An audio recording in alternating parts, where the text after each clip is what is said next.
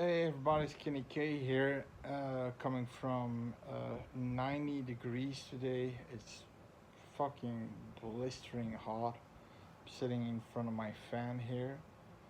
And I wanted to review Scream 6 because I actually did the entire franchise except the sixth one. I did the fifth one in co-op with the sixth one. So I went through the sixth one rather hasty because I'm not a big fan of the fifth and the sixth one of the reboot trilogy. I'm not a big fan. And this one's from 2024, directed by Matt Bettinelli-Olpin and Tyler Gillet. And one of the three writers is Kevin Williamson, a staple that was with the first movie and with Wes Craven. And before I start the review, I already did a review, an update on Scream 7 that we're gonna have Roman back, the killer from the third movie, Nev Campbell, the two Meeks, sister and brother, and Sydney's daughter, and also Matthew Lillard as Stu Marker. And I'm 100% sure what's gonna happen is they're gonna, at the very end of the reveal, they're gonna be two killers. One's gonna be revealed and say, "Oh fuck, it's you," and the other ghost face kills that person, male or female, and then we go to a flashback because Roman recruited Billy Loomis and Stu Marker to kill the mom, and he also recruited them to kill Sydney because he was the one who wanted to kill Sydney. Not so much Billy wanted to kill Sydney; it's more as the mom was more, the target. So the Stu Marker mansion incident, he was probably there in the neighborhood checking things out. When he heard that the wrong people came out, he went in and checked. And what will happen is he hears somebody coughing under a television set, and there you go, Stu Marker still alive. He takes Stu Marker, and then we get the reveal, the exact first same words when he's revealed in the first movie. Surprise, Sydney. I'm 100% sure it's gonna be like that. I'm 100% sure because Dewey, David Arquette, is also listed for the 7th one, so it's gonna be a flashback scene. And if that happens, I think I'm probably, if they do it good, it will probably in my top three of Scream movies. Because I love Stu Marker, I love the killer. It started with him and Billy, of course, and Sydney, and it will end with one of the OGs, killers and survivors. And that's what I wanted to say before I started this review. Now, this is a mixed bag. There are a few cool scenes in there. It's in New York. The beginning is always different. There's always like this fake out, or like in Scream 2 in the theater where everybody thinks it's a publicity stunt, but it's for real. She gets stabbed for real, and you know. In this one, it's basically somebody who had a date, but the guy who's too late is calling her and saying, "I don't know where it is. Can you come outside? And I'm here at this alley. Am I right?" So she goes to the alley, gets fucked over by a ghost face, and that Ghostface immediately reveals himself to be this guy with a beard, this Asian guy. And we see him going to the college, and he passes by Jenna Ortega's character, Tara, and apparently he knows her. So Now, what happens after that is that he gets a call from his accomplice. He also had an accomplice. They thought about things, they thought it through, and the accomplice is like, who said you can wear my mask and then go look in your fridge, and his accomplice is cut to pieces in the fridge, and the ghost face of the movie, the real ghost face of that movie, kills that guy too. So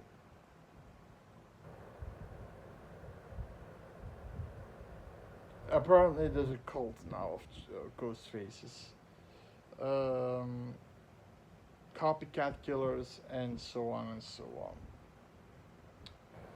Now, I'm gonna give a few spoilers. I'm not gonna say who is the killer. I'm gonna spoil one, but I'm not gonna say who it is. But it's for a scene that I wanted to discuss. So the first thing we get is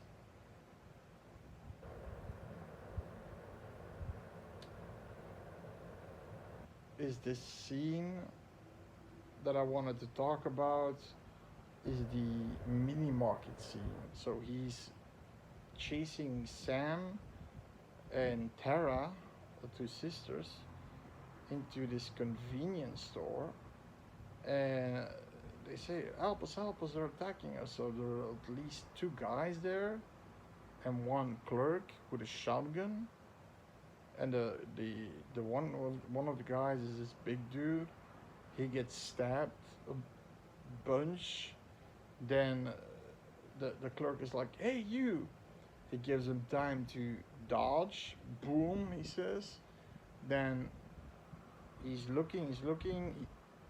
Ghostface takes his boomstick away, and he says, here's my boomstick, bitch. Puss face, for the clerk. And then he kills the other guy too. I'm not sure with the shotgun or the knife, but he kills the other guy too. So he kills like two people, and then the clerk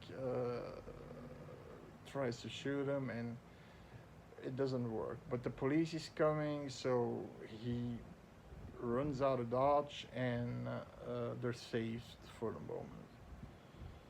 Now there's this,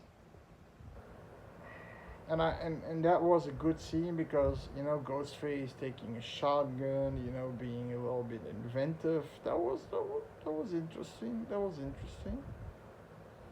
But then you get this scene in this.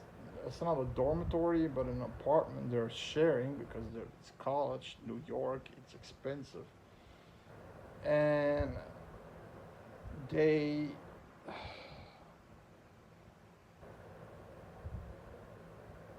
with 5 people there. Okay, you've got Tara, you've got Sam, you've got Jay, Meeks, and I gotta say he's ripped because he was at this party, and he also knows how to box. Apparently, he didn't suffer anything from his attack in the 5th one, where he got stabbed like 10 times deep in the back. Remember Dewey, when he gets stabbed once in the back, is like limping like, for 3 or 4 movies. But this guy is training like crazy, and then so we got him. Then Sam's new boy toy, also kind of ripped. He's like looking from the other window. So you got an apartment 8 feet from the window. The guy is sitting there and he's waving. So, you got Mindy and her girlfriend. Now what happens is, in the other room, they think that one of the girls that she has another girl, and she's there with her boyfriend, and she's squealing, and they think, okay, she's fucking her brains out. Sorry.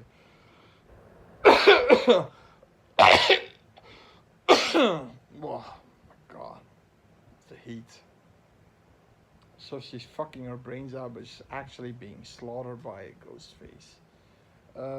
What happens is the ghost face charges in 5 people, and 2 of those 5 people, uh, Chad, the one who's probably the strongest of the group, because there is a scene at some point where he boxes and outboxes one of the ghost faces and kills him almost. So he takes Jenna Ortega, Tara, to safety. He runs away, leaves Tara's sister behind, leaves his own sister behind. So they're still with 3 people. Take a fucking kitchen knife. Take a fucking fire poker. There were different weapons. No, they're all just whoa, whoa. So the girlfriend of Mindy gets gutted, and they can take the knife out, but he's like poof, and he's like joof, and then the boy toy seeing all this, instead of calling the police and running towards the building, he would be there in 3 minutes time. He would cross Chad and would say, come, we need to go and help them, right? I mean, there's only one, these 2 muscly bound guys. Let's just go in there. I mean, what the fuck?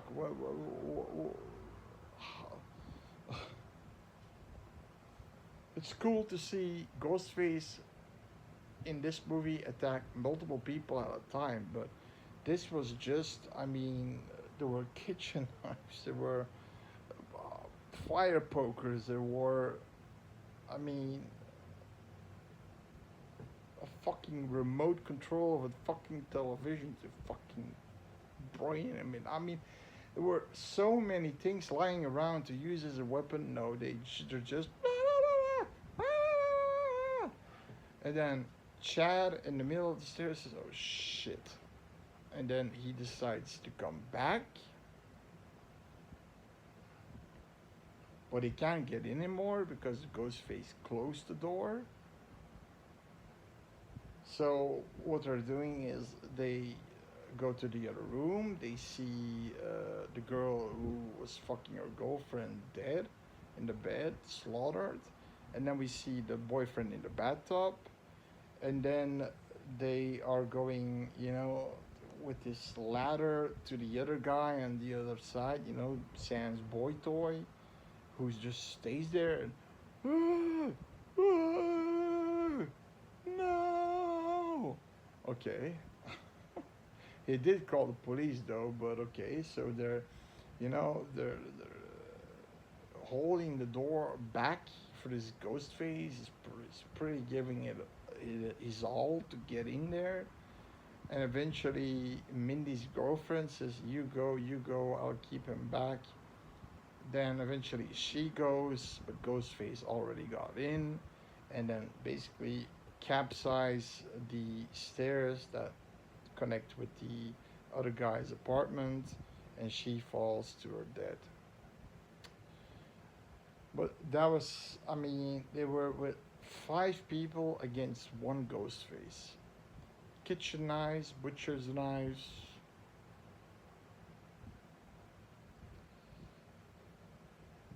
Then, we've got, Courtney Cox again, of course, Miss Plastic Face, Gail. There's this moment when, and I actually thought, oh, what a fucking whore she is. She got over Dewey pretty fast and has this boy toy, this black NFL player, muscular, like 240 pounds. And what happens is somebody kills him, throws him like a rag doll through a window, a glass plated mirror wall, and as like it's nothing. And the only killer that could have done that, if you would believe that I am always said that Dewey was killed by Stu. Larger killer, manhandled Stu, and this one was also Stu. Stu is going behind after the OGs. I'm 110% certain. Again, a larger killer, bigger killer, but the only killer that was available, and that's a little spoiler here, was a female killer of the three killers this movie has. And she's like a girl, like 70 pounds, maybe. She's like a girl, a small girl. And she just manhandled this giant, and I can't believe that was that person who was there.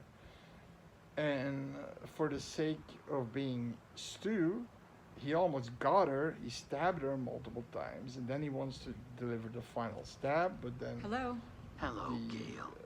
Strange the other that you and group, I have never Tara, spoken on the Sam, phone. Detective long Mulroney, overdue. who's played, I agree. uh, Detective Bailey, sorry, played by Dermot Mulroney, who I only know from a few episodes of Friends. A colleague, I think he plays a colleague of Rachel, and they have this little fling for a few episodes, and that's it. He's probably in a lot more stuff, but I don't know exactly what. They get in, the killer runs away, and the thing is that oh, he's not good. Mulroney, when he comes out of the dorm apartment, when he sees his girl, is apparently the girl that was killed in the room was his daughter, and he's like, I'm have you touched my family? It's game on. I mean, overacting, overacting, overacting. Okay. Now, I'm not gonna spoil more because there are things in there that I just would think, oh, fuck.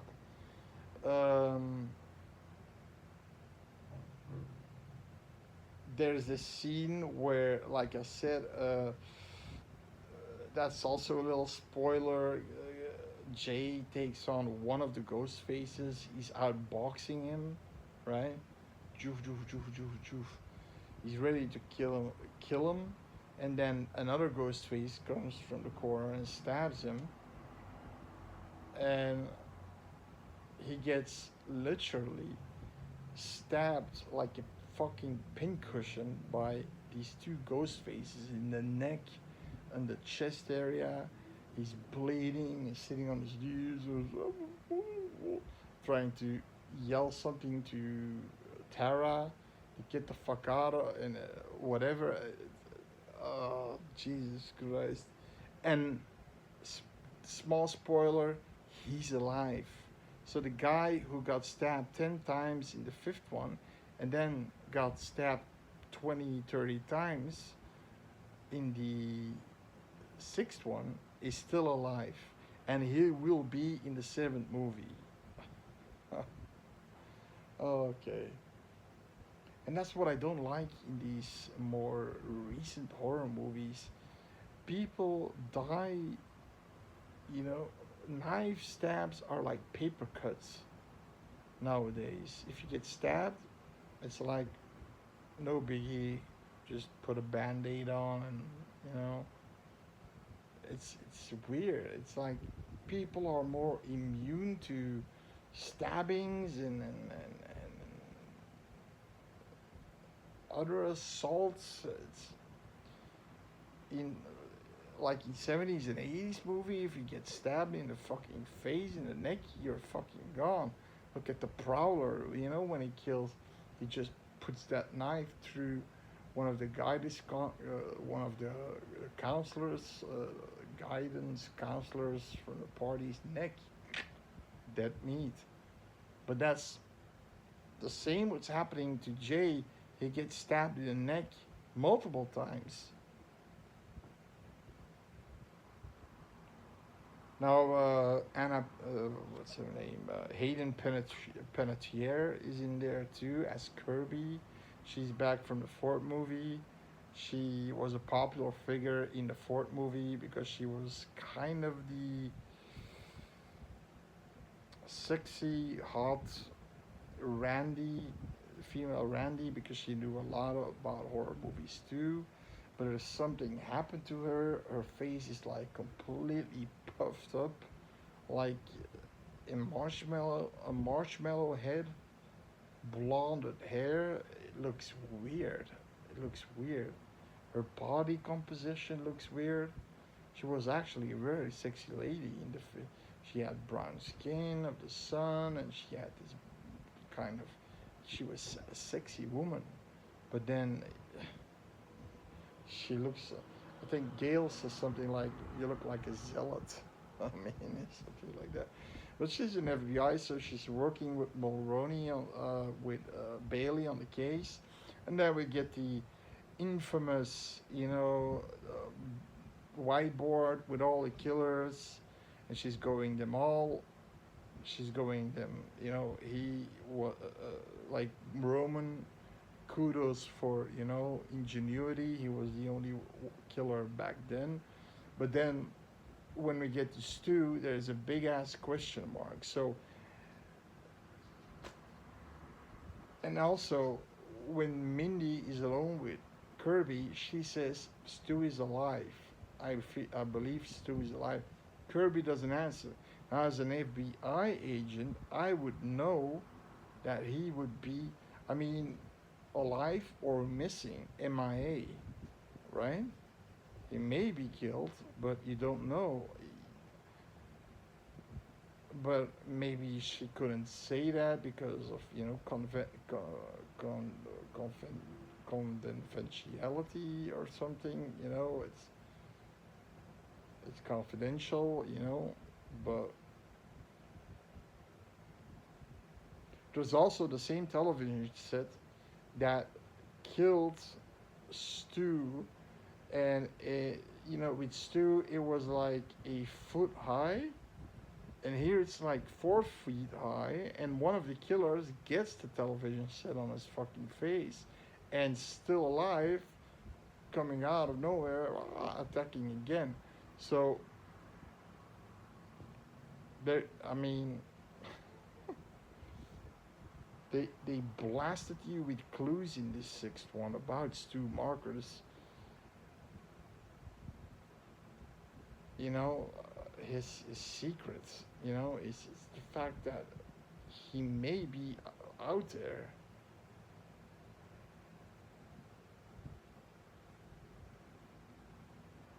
I believe also Kevin Williamson will be directing the seventh one, which is a good idea. He was there with Craven, him directing it, and he wanted Stu back for the third movie. Now, in a very stupid role, so he survived, but he is like recruiting a cult of ghost faces out of jail. That was his story. No. That wouldn't be good. That wouldn't be good.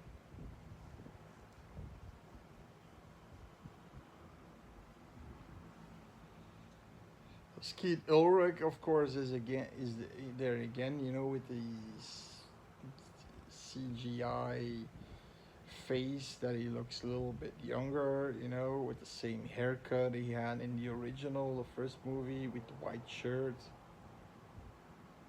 And he's egging Sam on to kill those fucking assholes. The ghost faces then mostly. And then at some point he nods at her and she nods back and drops the ghost face mask, and it's kind of the end with Loomis bothering Sam.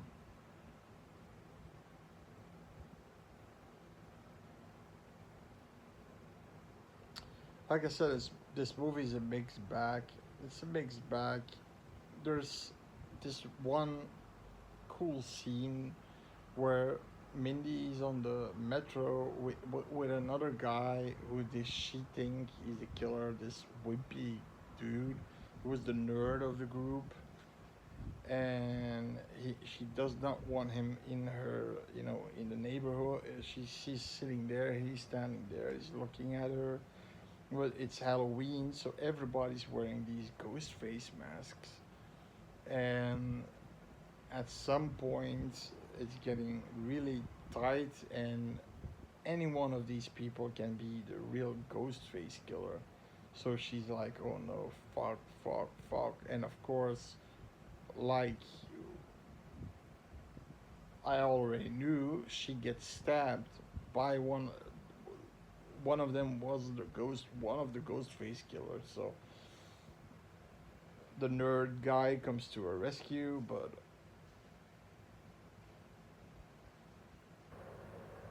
that was a cool scene. Everybody's a ghost face and everybody's looking at her, and it's like, shit.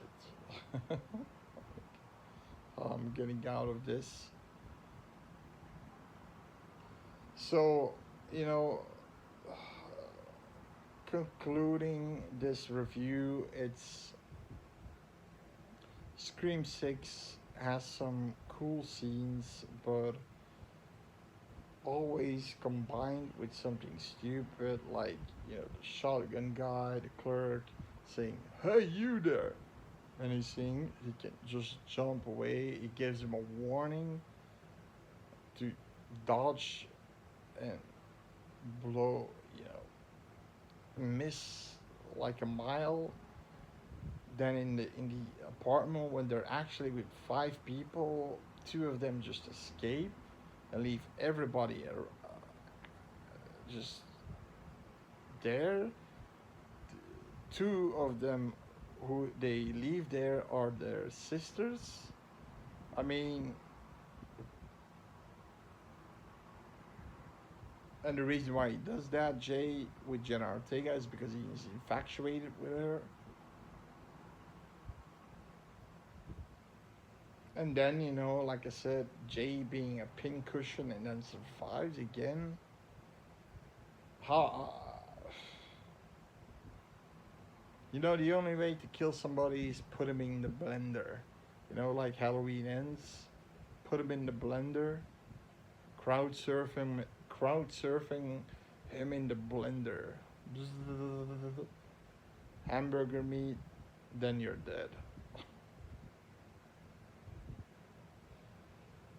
Oh, I'm really. They're planning a new Halloween movie. It's gonna be an abomination. And what the fuck can they do now? They killed. But that's something else. That's something else. So in any case, Scream. So Scream's pros are get more violent kills. That's true. They up the violence a little bit. Some different weapons, because Scream has always been stab, stab, stab. Although Scream 1, if you see the uncut version that just recently came out, I believe, you can see the Drew Barrymore kill. It goes slowly, and you see the guts hanging out, and you see the destruction on her body. Also, her boyfriend, Stephen Ort, he gets, gutted, and you see the guts falling on the ground. So there's a lot more gore in the first one.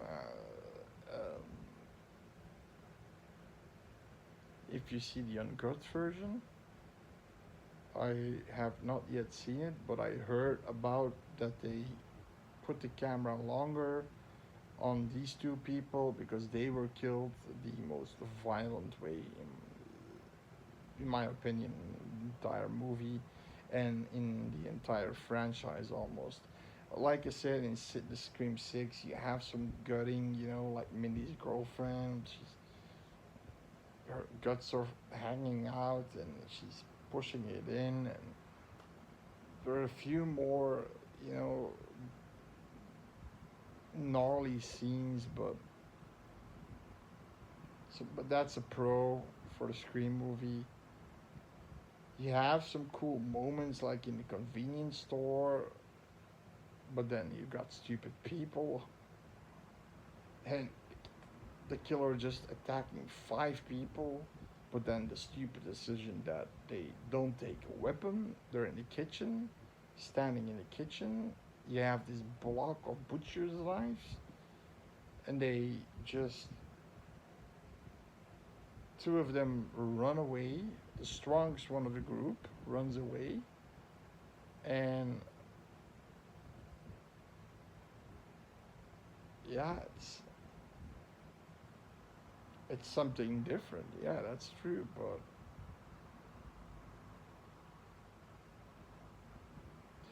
no, the cons are, like unrealistic. I like the pincushion guy. I mean, Jay, it gets fucking stabbed like 20 times and then survives. And the ending wasn't. I'm not gonna spoil who the killers were, but it was dull. It was stupid. I didn't like the killers. Two of them were extremely useless. It could easily be fucked over with.